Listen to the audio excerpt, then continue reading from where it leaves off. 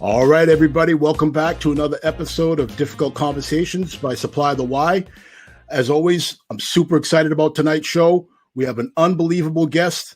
So tonight we are honored to be joined by Chuck DiChiara. So Chuck is one of the Massachusetts' biggest use of force defensive tactics trainer. If you have gone through defensive tactics in the last 15 years, you have certainly come across Chuck in one of your classes. So without further ado, let's go ahead and get Chuck up on the screen.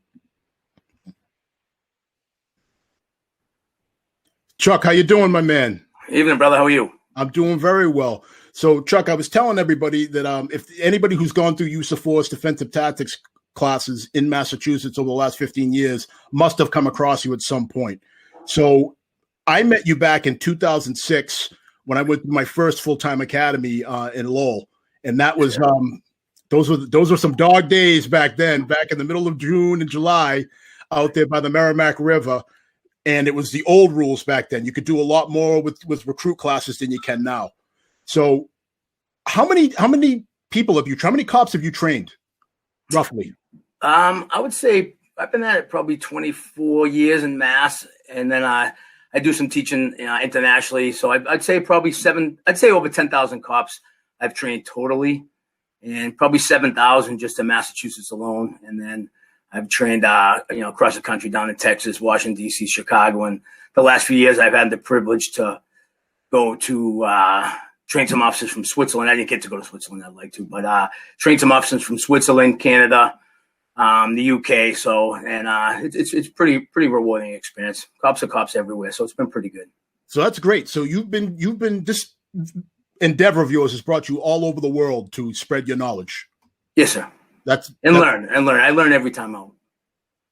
Absolutely. We learn every time we're out. So big changes in Massachusetts. Police reform bill. Yes, sir. Exactly.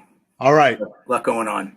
Yes. So it's not all doom and gloom, though, like we talked about on the backstage portion. So let's talk about some of the good things, or some of the things that, at least here in Massachusetts, and I will also speak for New Hampshire because I worked up there as well for a little while, some of the things that we're already doing. I would say most of the bill is things that we're already doing.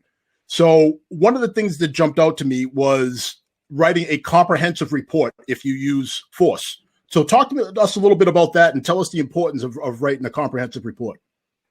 Yeah, the report writing's always been, and it's like you say, the job is different than it used to be. So when I became a police officer, we used to handwrite them in the cruiser. That's how long it was ago. But you were told everything was keep everything short and sweet. Don't give the attorneys too much information, and you kind of answer the 5 who, what, when, where, how, and that type of stuff. But now it's come full circle, which is, now they want a full comprehensive use of force report, which is it should be. I think we're better than we were 25, 30 years ago because, when you go to court or you go to a deposition or you go to federal court or you go to trial, that report is your story. That's where you need to tell a compelling story. And, you're being judged by a judge or a jury that they're not police officers. So you need to tell that story, a compelling story as to what was going on, what you knew, what you thought, what you felt.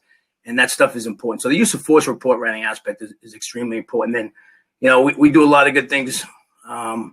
And we do some things we could need to get better at. And I think still moving ahead, one of those having a good comprehensive report writing guide is really important. I couldn't agree with you more. As you know, I also instruct defensive tactics. And when I teach, one of the things I like to describe the use of force report is like a movie script. You want to make it so when the person reading that report, I want to feel like I'm there with you. Like I'm standing there with you, like a Quentin Tarantino movie. Where, you have somebody kind of narrating a scene and that person's narrating you through the scene, and I can feel what you're feeling, smell what you're smelling, hear what you're hearing, the whole nine. So I can put myself in your shoes as best as possible. Yeah. See, and me and you teach in different parts of the state, and I have the same opinion. Same lines. I would say, think of it like the paint by number. Probably showing my age with the paint by numbers, but in the paint by number, you have to fill in everything. Everything that was going on, everything that you were filming. So you do it like a paint by number, because if you leave holes, then other people's biases come into play, and then they try to figure out the story. So you need to tell them the story and be truthful and be honest and be transparent about what happened and why you did what you did. So very important. But we've always done that, I thought. I think so too. Another thing that the bill is now mandating is something that we've been doing for a long time, is a duty to intervene. So talk to us a little bit about that, because this is stuff that you were talking about when I had you back in 2006. So this isn't new. Yeah. So it's, it's easy when the police reform comes out, it's easy for everybody to your first initial reaction is that, the word reform, automatically it sounds like punishment, so automatically people get nervous, and I don't run around thinking the sky is falling. I don't think it's true at all, because when this came out, I'm like, well, I am biased for Massachusetts and cops in New England, because I think cops up here are educated. I think they're smart. I think they care. I think they're passionate about the job. But when these things came out, I'm like, we already do that. We already do this. We already do this. So one of the things that came out was this duty to intervene, after the Minneapolis incident. And I'm like, that's not a big deal. We've been teaching this, I would say, at least 7 to 10 years. There's a case, Commonwealth versus Adams in Massachusetts. We try to pull relevant case law, clearly established case law to teach. And, it's changing. When a new law comes out, we think we should teach, and we teach the students about it. But that duty to intervene, that was a case that involved a car chase, and the end of a car chase, it turned into an excessive force. And, the gist of that case was they thought it was, the judge came out and said on Commonwealth versus Adams, there's no innocent bystanders, and you have a duty in this state to intervene. So we have been teaching Commonwealth versus Adams for at least 7 years, which if you see a police officer using excessive force, you are bound by the law and by your ethics and moral compass to intervene. So on that note, this obviously is in close relation to the whole loss of qualified immunity. Correct. There is a lot of misinformation out there about what qualified immunity is and what it is not. So one of the things that I like to tell people is qualified immunity does not shield you from a criminal act. So it's just like it's always been. If I go out and I go to a store and I take a whole bunch of Twix and I stuff it in my coat and I walk out, well, that's still larceny. Qualified immunity is not going to protect me from that. If I say, give me your license and registration to somebody, they tell me no, and I break their window with my baton and I bludgeon them with it, qualified immunity is not going to protect me from that. That is still a criminal act. So talk a little bit about how the qualified immunity, a lot of people out there, particularly all of our civilian viewers, can you educate them a little bit more on qualified immunity? So I'm not an attorney. I'm not that smart. I'm super cute, not that smart. But so I'm not an attorney. But I'll tell you what I do know from qualified immunity. And I've testified in district court, superior court, in the United States District Court as an expert witness. And I'll tell you right now that qualified immunity does not protect bad cops, and good cops don't like bad cops. It does not protect protect bad cops, because qualified immunity is a two-pronged test. It provides government protection, when you're doing your job, and they would have to, there's two things. It would have to be a constitutional violation, a civil rights violation, excessive force, coupled with the fact that you violated clearly established case law. So what happens in an excessive force case, if an officer uses excessive force, he does not get qualified immunity, because there would be an allegation, whether it be true or false, it would be an allegation of excessive force, civil rights violation, coupled with violating clearly established case law. And the law is Graham versus Connor, and that's a United States Supreme Court decision that says your use of force has to be objectively reasonable. So if you do commit excessive force, you're not going to get qualified immunity. It's similar to like the Tennessee versus Gardner case. If you use deadly force on a fleeing felon, you're not going to be shielded by that, because there's guidelines that the Tennessee versus Gardner lays out of when a police officer can use deadly force on a fleeing felon. So it kind of is a fallacy that officers are hiding behind qualified immunity. Okay, if a cop commits excessive force, then he's going to be held accountable. Well said. It's just crazy. Some of the sky is fallen mentality that you see out there from the public. And the biggest thing, probably the most hurtful thing to those of us that are good cops, those of us that are working cops, those of us that teach other cops the right way to apply force, is we're not seeing these things happening in Massachusetts. We're being like, all of this is being pushed by things that are happening 1,000+ miles away from here. So what happens to you? Like, I'm sure, like on the street, you must have friends that aren't police officers that see it a different way. How are you explaining this to them and getting them to understand the pride in which we take in training people here in Massachusetts? Yeah, it's this year has probably taken more out of me than any other year. Just mentally, like you say, you put most cops I know sign on for this job. Protection of life, preservation of life. Yep.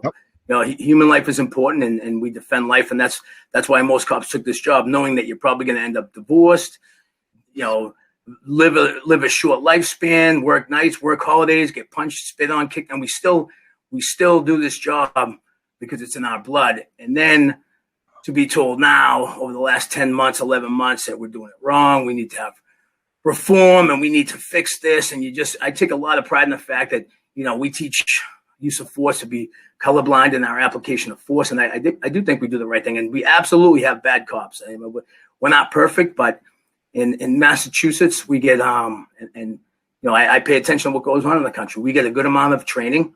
Do I think we get enough training? I don't. I think we can always use more training. And I think most cops will tell you we could use more training. And I'll just give you a little caveat for all the things that we're asked to do these days. This is no knock on hairdressers, okay? But it's 800 hours. It's 800 hours, I believe. Don't jump on me. I believe it's 800 hours to be a hairdresser. It's 1,000 hours to be a tech at PetSmart. So 1,000 hours, 800 for a hairdresser, 1,000 hours to clip dogs' toenails, and we get 800 to be a police officer. So I think we can always get more training, and I think most police officers would take more training. Absolutely. I think that, I've talked to other friends of mine, people that are of the same mindset of us, is that the academy should be longer, but it needs to be revamped in that there should be a lot more scenario-based training.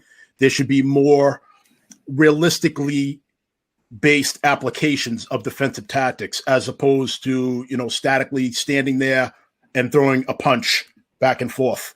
Like there should be more stress-induced training. Right.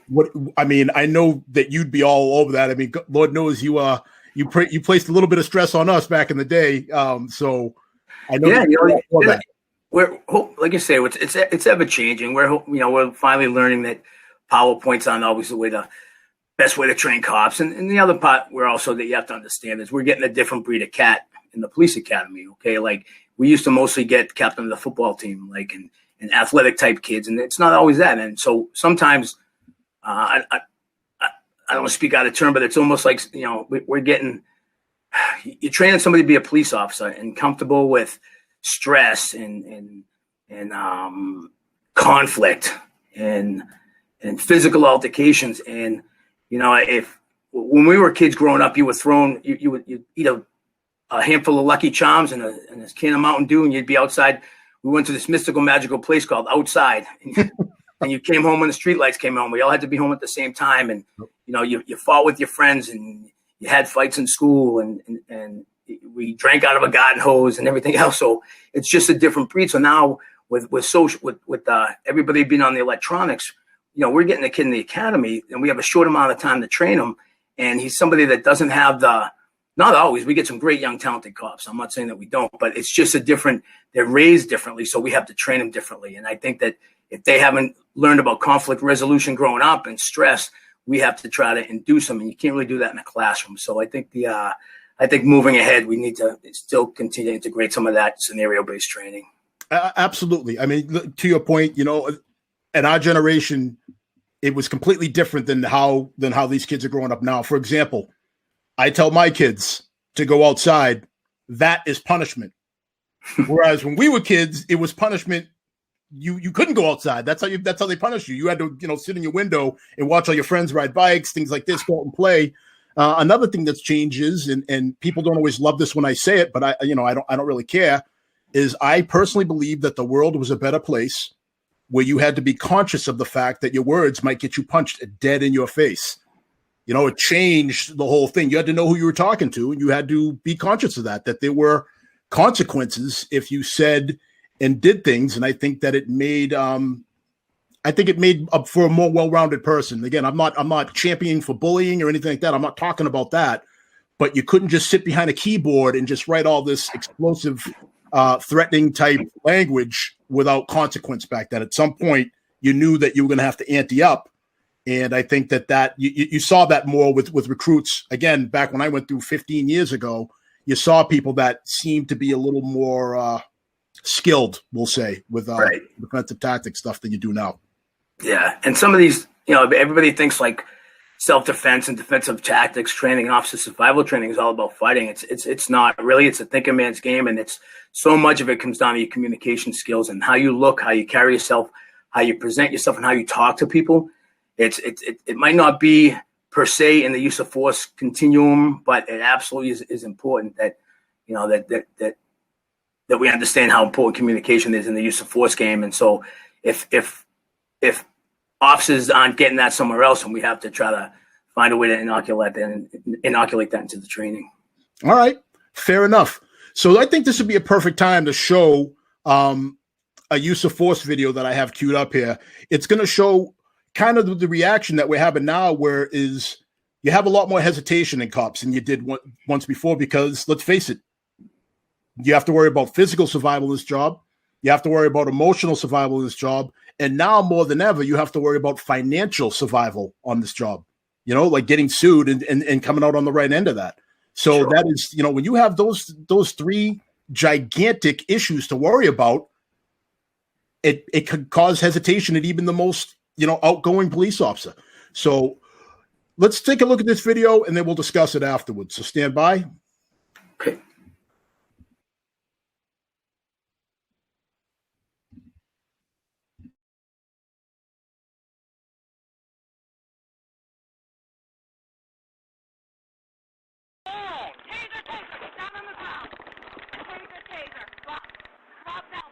Get down on the ground. Fred, Roosevelt insists your old taser deployment. Ride him. Stop fighting. Send him to some more calls. Ride him. Ride him. Ride him. Get down on the ground, dude. Get down on the fucking ground. Get down on the ground. Get down on the ground. Get down on the ground.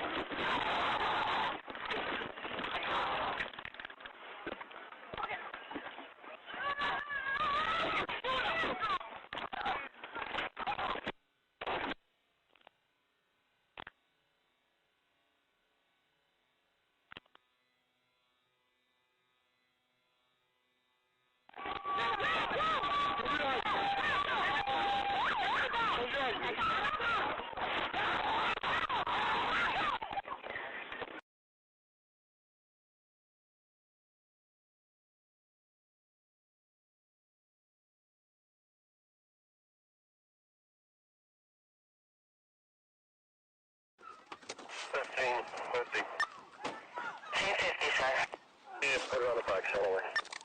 Alright, 10 point. Roosevelt and Cicero is asking for more units. Roosevelt and Cicero. Look over! Taser deployment. Can advise his own, please? Let her go! Let her go! Let her go! I got it. Stop, boys. You got me! I got it.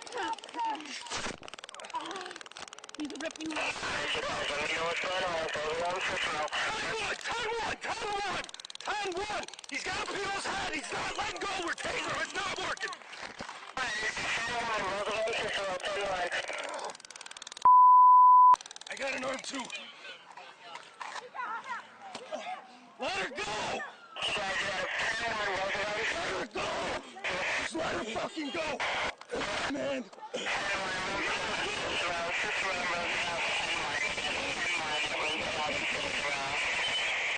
Let her go! Hey, he's got her fucking hair. He won't let the officer know. He's got the officer's on your head!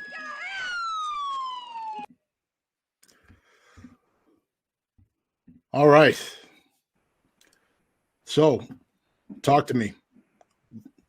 Chuck, how do you feel about that video, and how do you feel about the candid comment from that female officer about her hesitation to use force?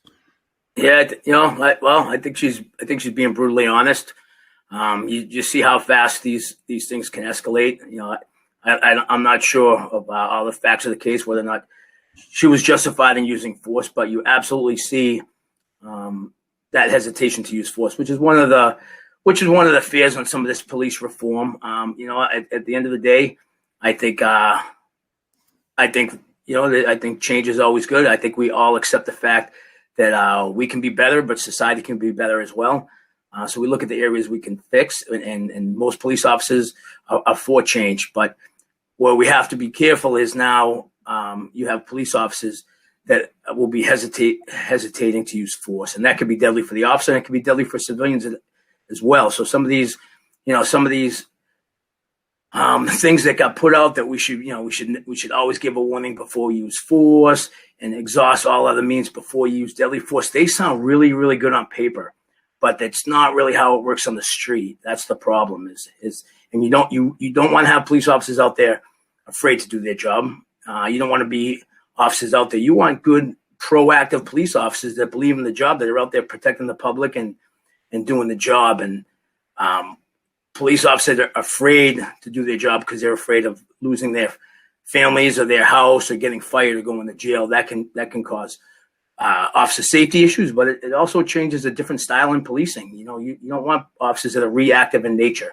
You can see that's happening, and you can see the crime rate in some of the big cities where they've had changes in policies. And if the officers feel handcuffed, then that can be a problem. So I think in Massachusetts, hopefully with some of this reform bill, we just get everybody on the same page. We talk out some of the details, and police officers are still able to go out there and do the job the way they've been doing it for years in a good way.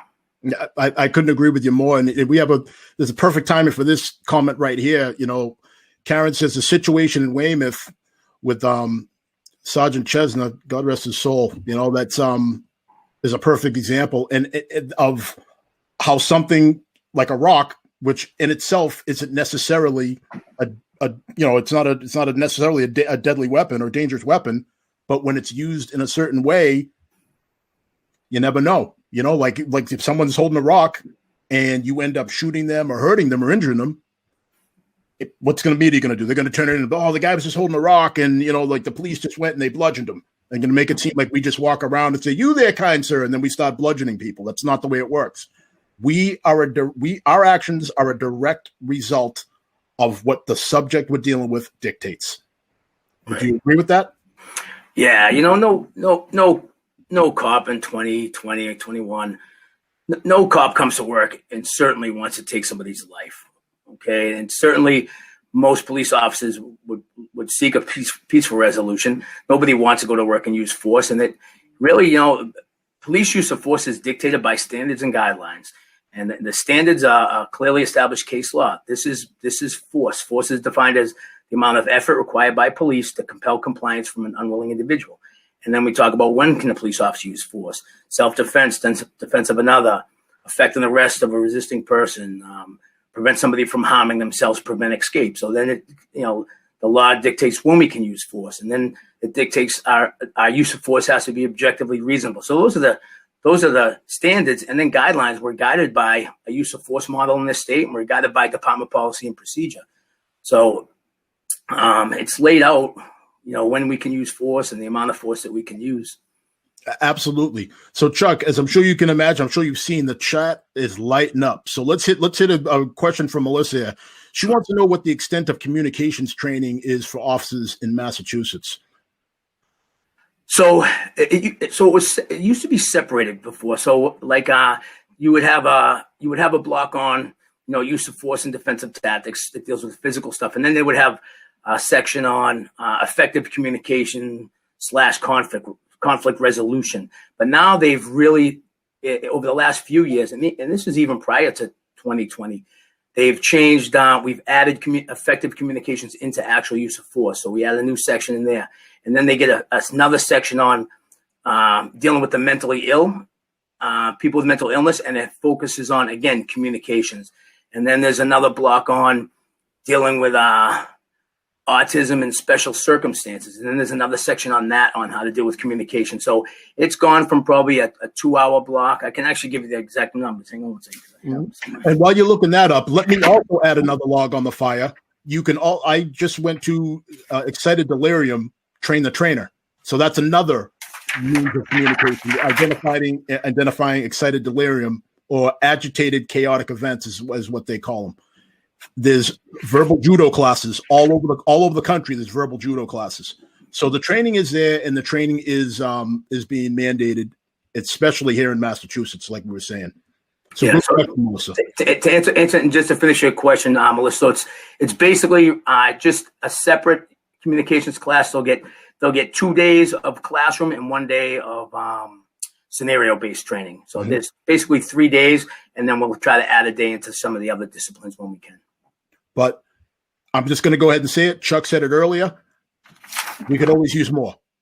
No one's going to tell you that, that we've done enough and we're just going to stand pat. We'll take more if people are willing to fund it, because, nobody does this stuff for love. These classes cost money. So in order to go to these classes, we need money, because we all know the first thing that goes, and I'm just going to go ahead and bring it up before someone else does. If we're defunded, the first thing that's going to go is training. That is the first thing in every budget that gets cut. Correct. So you can't have it both ways, folks. You just can't. You want cops to be better trained and to have more of this and more of that. Well, someone's got to pony up the dough. You can't slash budgets and defund and then expect departments to give people more training and more resources. All right. So we got to figure out what we want to do. All right. So from there, we have another one, whereas Coach Erica wants to know, many officers don't de-escalate, although most do. Or many officers don't de-escalate, although most do. So I'm not sure how that works. It's saying many don't, but most do. We have to stop minimizing foolish and dangerous behavior. So, Coach Erica, first of all, this is the first time I've seen you on the show, so welcome to Supply the Y. I am not sure where you live, but I can tell you here where we are in the Northeast region of the country, de-escalation is something that happens all the time. And that is something we're going to get into, Chuck. Why don't we address that too? So now one of the new things in the police reform bill is that we are mandated to attempt de-escalation before using force. So that is something that I can tell you for sure has been happening, again, at least since 2006 when I had you, and certainly before that, where you come on, if you tell somebody drop the knife, or if you tell somebody show me your hands, that's de-escalation. Like, you're trying to keep them from doing something that's going to make the situation worse. Chuck, what are your feelings on that? Yeah, so Coach Erica makes a couple good points. So, and I'll address it from a couple ways on the as far as on the de-escalation stuff. So we've always taught that this is when you can use force, but just because you're justified to use force doesn't mean that you have to, and you should try to seek a peaceful resolution first. So the thing about de-escalation is it can be subjective. I agree. We're all looking for a peaceful resolution, but the de-escalation, even to police officers hear the word de-escalation, they're like, oh, here we go. And it's not a bad word. It's just, I think that it's very subjective. So sometimes police have to actually escalate in order to de-escalate. So if I get that call for a person that's on a Section 12 psych eval, and I get there and he's on his front lawn with a knife, and I draw my firearm, I'm not drawing my firearm to escalate it. I'm not drawing my firearm because I want to shoot that person. I'm drawing it in order to de-escalate the situation. If somebody's combative and you draw out your taser, you're not trying to escalate it. So that might not be seen as de-escalation, but drawing a taser and asking somebody to comply, then and proning them down on the ground, that is actually de-escalation. But yeah, there's different levels of de-escalation. But I think that moving ahead, we've always taught it, we've always trained it, but now in 2021, we're going to have to do more of it. So we just have to, with law enforcement, in my opinion, it's all about tempo. So sometimes you have to put your foot on the gas and you can't de-escalate. So de-escalation gets sometimes it gets misunderstood that it's some form of, I used to call it verbal judo, or like some kind of word wizardry. You have to have some cooperation to de-escalate the situation. So it's a dance. I agree with you. It's a dance. It takes two people to de-escalate. Yes. And we can get better at our verbal skills. I do agree with that. And Coach made a point on foolish behavior. That's something else that I'll tell you as a police officer, an area that we can improve on. So sometimes we have to slow things down a little bit. And what we teach in Massachusetts, and it's not even according to law, is use of force has to be judged. We also use totality of the circumstances, but we also have to use good tactics leading up to the use of force. So what we teach over here is that you make good decisions leading up to it, because you could have a use of force that's reasonable and appropriate and within policy. However, the officer made really bad decisions and really bad tactics, and that forced it into use of force. So even though that's not according to the law, I think, Dean, we do a really good job at that, of teaching that you have to use good tactics up to it, because if you're using good tactics, it might amount to no use of force. And vice versa, if you're using bad tactics, you can escalate a situation. So we try to include both of that in. But she makes a good point, and I understand what she's talking about. I agree. We have to be conscious of the fact more than ever that bad tactics creating a use of force is problematic. We've seen cases like that across the country where, maybe an officer's a little overzealous, and maybe somebody's moving a little bit faster than they need to. And next thing you know, they're in a situation where the only way out of it is to use a very high level of force. And there's no coming back from that once you do. So that's something, again, here in Massachusetts, that's something that we drill in all of our classes with new recruits and with veteran police officers as well. So go ahead. So moving ahead, again, something that we can definitely be better at, and I think it's introducing these, one thing that we have as police officers that cops 30 years ago didn't have is the use of video. So, you can show these videos in roll call or at work and do additional training just by using the computer. And I think that you look at these videos, and before we would always say that's a good use of force or a bad use of force. And that was the standard. Is it good or bad? And now we're kind of trying to analyze and go, okay, is it reasonable and justified? Was it not reasonable and justified? Or was it justified and reasonable but avoidable? So that's what we're trying to get better at, is the avoidable. So even the use of force is good. Is there things the officer could have done to maybe mitigate the need to use a higher level of force? So I think we have to just look at it honestly across the board, and some of those things we can do better. All right. Fair enough. So we've talked about a lot of the good. Let's talk about some of the ugly. So one of the things when I was going through Attorney Chef's and Attorney Justin Hanrahan's notes on this bill was de-escalation is mentioned a lot. But here's the issue I have.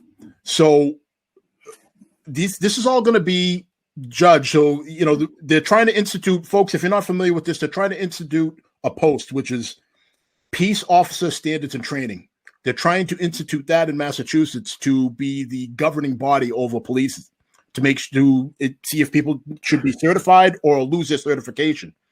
So this post is going to mandate that you use de-escalation. But here's the problem. It doesn't define what an act of de-escalation is. It's completely arbitrary. So it could be, so if Chuck is one investigator and I'm another investigator, we could have two different thoughts as to what constitutes an act of de-escalation. That for me is problematic. Secondly, it looks like they want to roll this out, and there's no training that I've seen. There's no talk of everybody's going to get trained on this, and then we're going to go. It seems like it's just going to once it's ready to roll out, it's just going to be rolled out, and it's not going to be any training. So Chuck, talk to me about that. Do you find that as problematic as I do?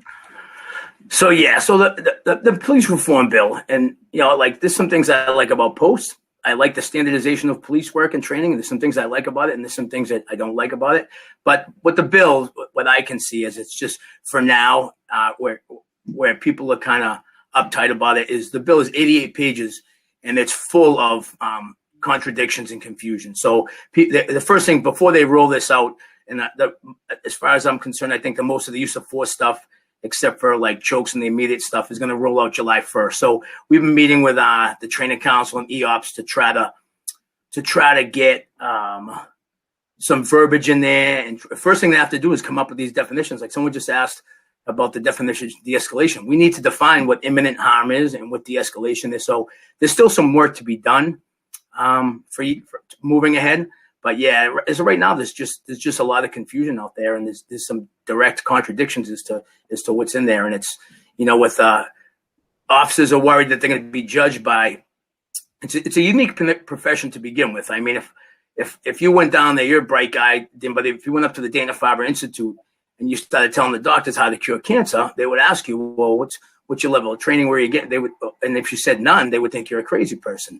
If I went down to NASA and started telling them how to build rockets, they would ask me my training experience to build rockets. I'm not qualified for that, but in police work, everybody's allowed to tell us with no training experience to how the job should be done. So it's that can be difficult, and that's where officers are getting nervous that they're going to be judged. As far as I know, if a lawyer is going to be disbarred, there'll be an investigation, but it's going to be decided by people with a law background. If a doctor is going to have his medical license pulled, it's going to be people in the medical field. But we're going to have our police officer license pulled by, I guess, people that are police officers, or maybe 2 or 3 people on the board. But that's where the danger comes into play, I think. That's extremely dangerous. I would be more willing to be on board with this if they were transparent. I'm going to use the word transparent, but I'm going to use it against other people instead of just police. If they were transparent as to what the decision-making process is, what are the qualifications of the people that are going to be part of this post, and give us some standardized definitions.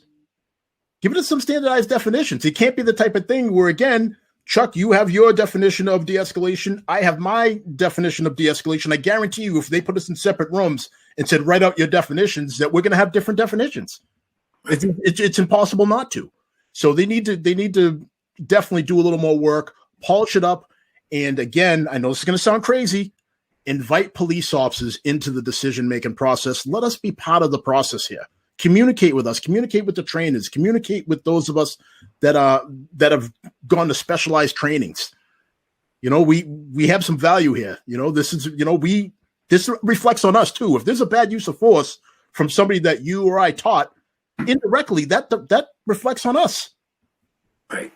So I wish they would have when they talked about post and some of these other things. I just wish that it was just tough, because it was, when these discussions came about, everybody was angry and emotional, and just nothing gets accomplished that way. If we could have just sat at the table on both sides and people stopped screaming at each other and hating on each other, we could actually get some stuff done in terms of making things better. And I don't even like to call it reform, but we could have maybe changed some things in policing, but it was just so fast. And so we have to get this done right away. And it just kind of got rolled out, and a lot of this stuff really didn't get talked about. So I wish we could just take 2 steps back. I wish we could take 2 steps back, and people stop being so mad and emotional on one end, and then police officers understand that we do a good job, but we can always be better and be more professional, and we kind of come to some common ground. And I think that a lot of people feel like that didn't happen. It was just so fast, and we have to get this out right away. And you're looking at Massachusetts. We don't have any. You have to knock on wood. I don't want to jinx anybody, but we don't have those national events up here in Massachusetts. We're not having train wrecks up here of use of force. And I think that the officers in Massachusetts were like, well, why are we getting our heads caved in on this bill when we're not creating case law in Massachusetts? We're doing a decent job. Again, we can be better, but we were doing a pretty decent job here. I couldn't agree more. A few episodes back, I had Chief Jason Armstrong from Ferguson on. And he was talking about, you want to talk about a difficult job. Try being the chief of Ferguson after that, the Michael Brown, the old hands up, don't shoot incident happened back in 2014. So he was telling me that, yes, a good amount of what's going on here is definitely training, but he also feels like there's also some luck to it too. And I agree with that. If you catch the wrong person on the wrong day, we're human beings that do this job. We can make a mistake just like anybody else. So Ian's watching from Australia. He says, great conversation. They have the same issues there. Yeah, my brother. Ian, welcome. I don't know what time it is in Australia, but we're happy to have you on the show. Thank you for tuning in, and please spread the word. So we're here again. If you're just tuning in, this is Difficult Conversations by Supply the Why. We're here with Chuck DiChiara, and we're talking about the police reform bill. A problem I have, I'm going to get right into this. You and I spoke about this. The wholesale banning of chokeholds. I have an issue with this, and here's why. Chokeholds, to me, should be restricted but not banned, and they should be restricted for serious bodily harm or death type situations. It would be a hard sell for somebody to tell me that it's okay for me to shoot somebody, ram somebody with a cruiser, stab them, put a pen in their eye, any of that stuff. That's all good to go, but I can't put a chokehold on somebody. So I'll give you an example of a time where a chokehold might be applicable. If I am wrestling with somebody and they are, it's a hands-on close quarters combat type situation, I might not feel comfortable introducing my firearm in that situation, because if it's somebody who's really giving me a run for my money, I know you can't tell, I'm a fairly large guy. I'm 6'1" and I'm 200 plus pounds. We'll leave it at plus, very plus pounds. 220. Yeah, plus. And if I'm wrestling with somebody, if I'm wrestling with myself, the evil version of myself, if I introduce a firearm, now it's a 50-50 for control over that firearm. So it can get taken from me. Or what if I go to, I feel like, this person's trying to stab me or whatever, and I go to fire at them and they smack my gun at the last minute. Now I have no idea where that bullet goes. Because Chuck, you're a firearms guy too. So one of the core tenets of firearms is be sure of your target and what is beyond it. Right? So you're responsible for where that bullet goes. So, I don't think people are thinking about that as well. Like a chokehold, to me, it's one of those things that could end a lot of situations quickly without putting everybody in danger. Because if it's properly applied, it doesn't kill people. It just puts you out. Chuck, do you have any feelings about that?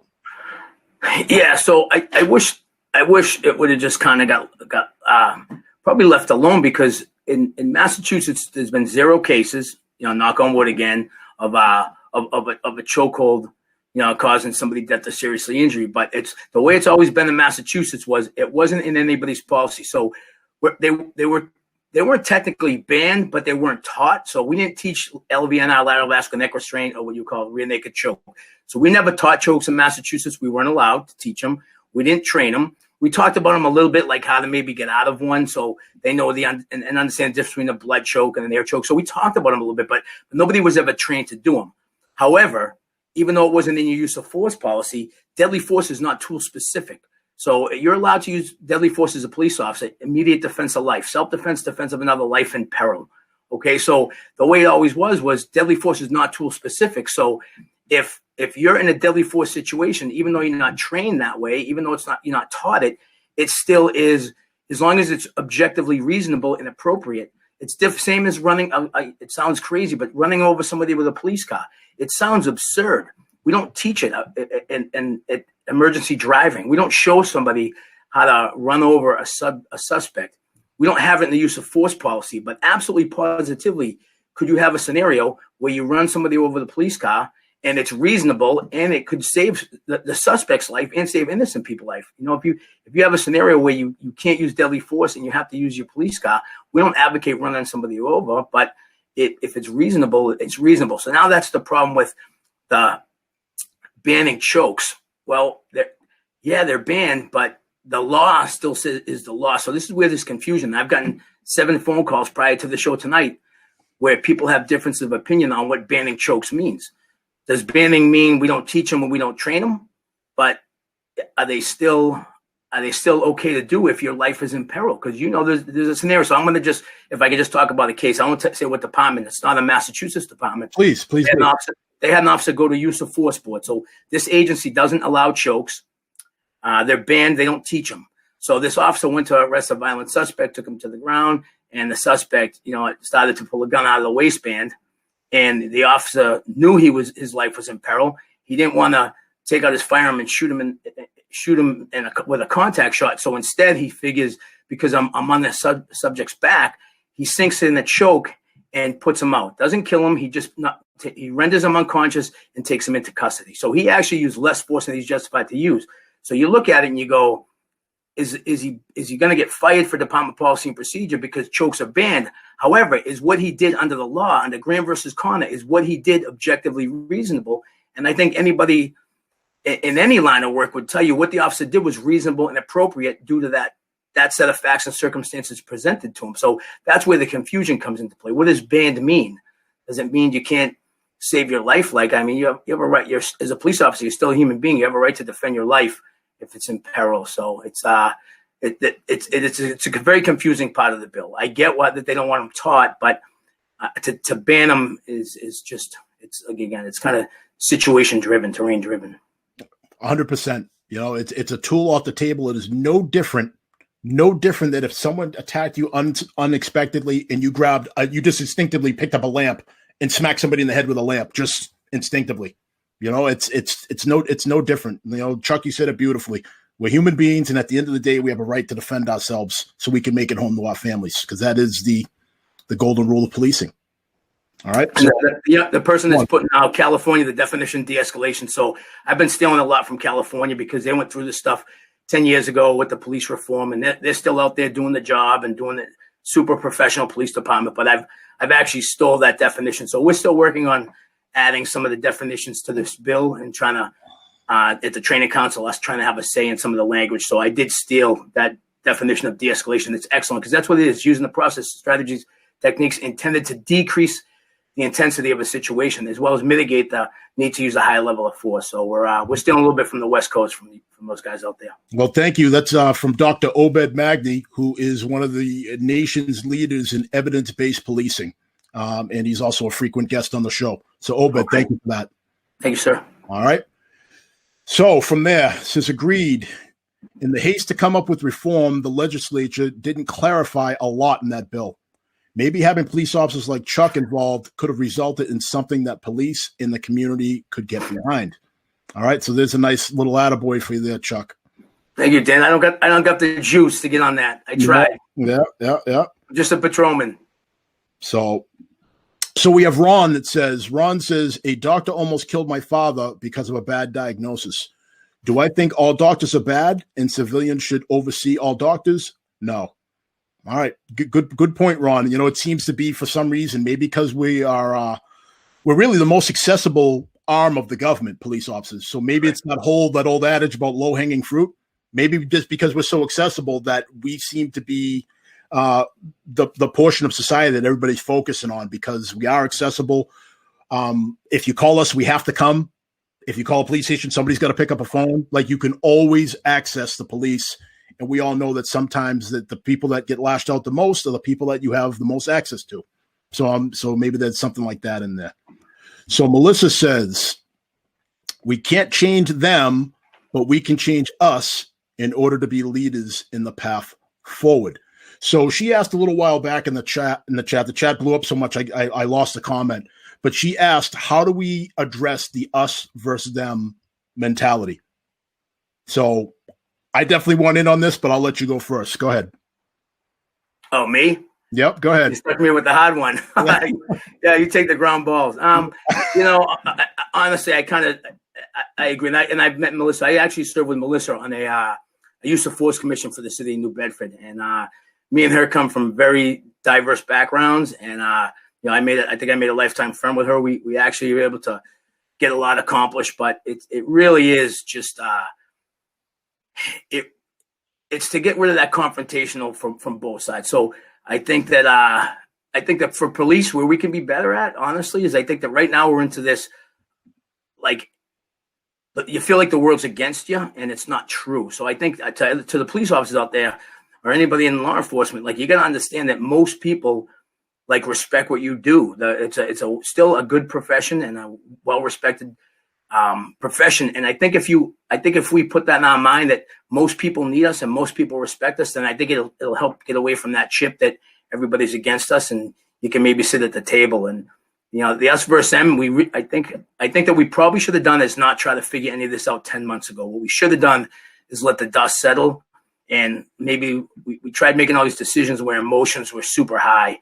And I think we needed to, like, everybody just step back from the table and decompress, and then figure out this is what's broken. This is what we can fix. This is what we can't fix, and try to just have honest conversations. And truthfully, stuff like this show is good. Stuff like the New Bedford Police Use of Force Commission was good.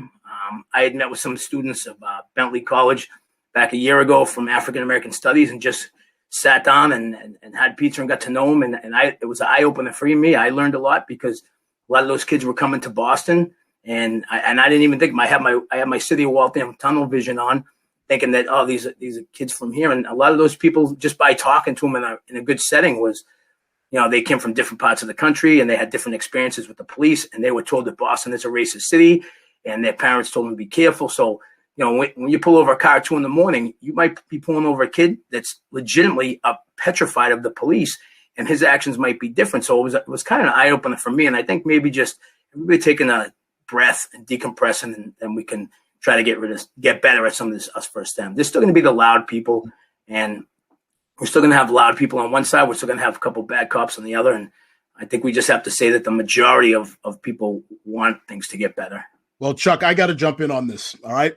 So definitely not avoiding this. This question is right in the wheelhouse. Actually, that's good for you. So that's the whole premise of Supply the Why, folks. So for those of you that are new to this and you haven't been following this from the beginning, Supply the Why started when a group of young adults from my town that I had built a relationship with through when I was a school resource officer. Now they are young adults. They felt enough of a relationship with me to reach out to me and say, hey, we want to talk about what happened to George Floyd. We want to talk about what happened, the inequities.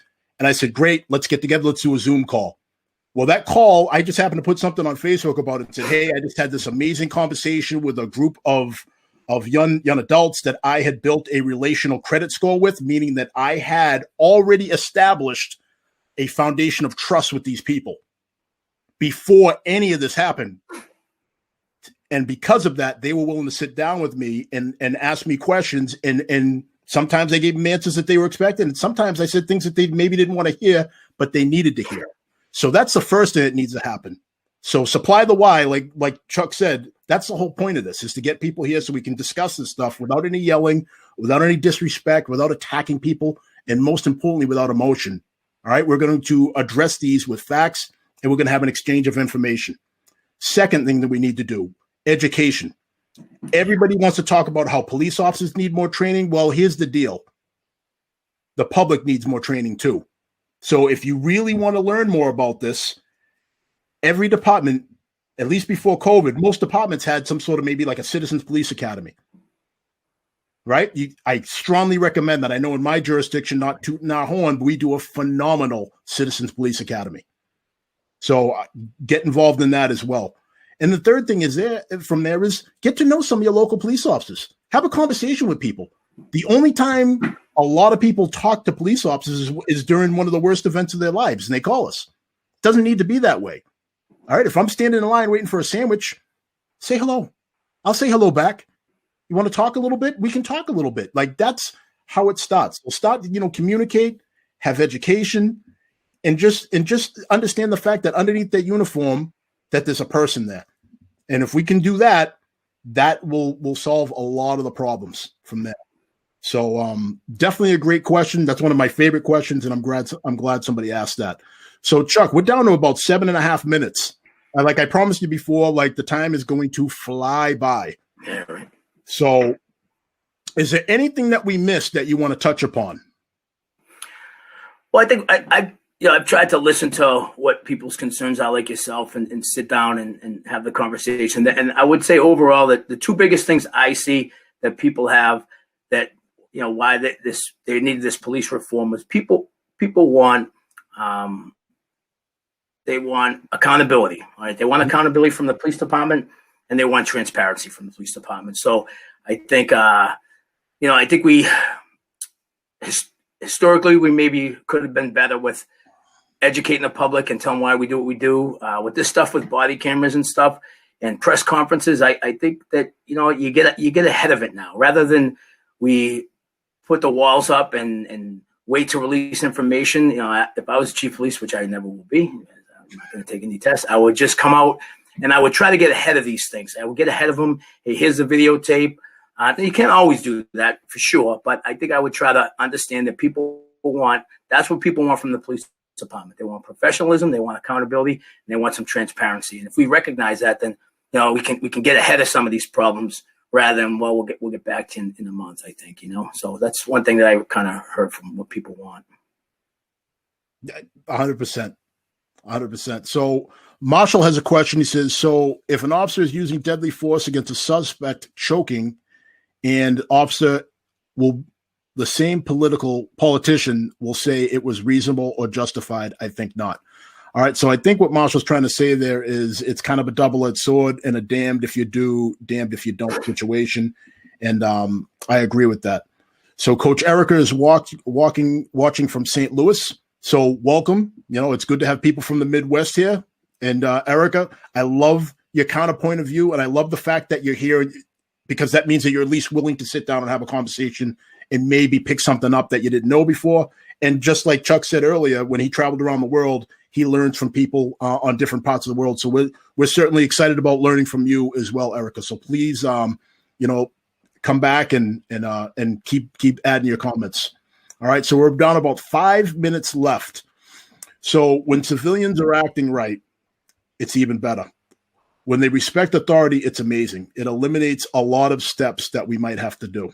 So that's coming from Karen. So obviously compliance is best. When people comply, it kind of takes the need for use of force right off the table.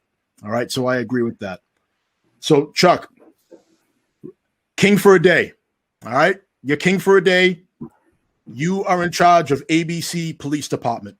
What are 3 things that you are going to implement to your rank and file so they know that A, you have their back, and the public also knows that you have their back, because sometimes it can seem like they're conflicting interest.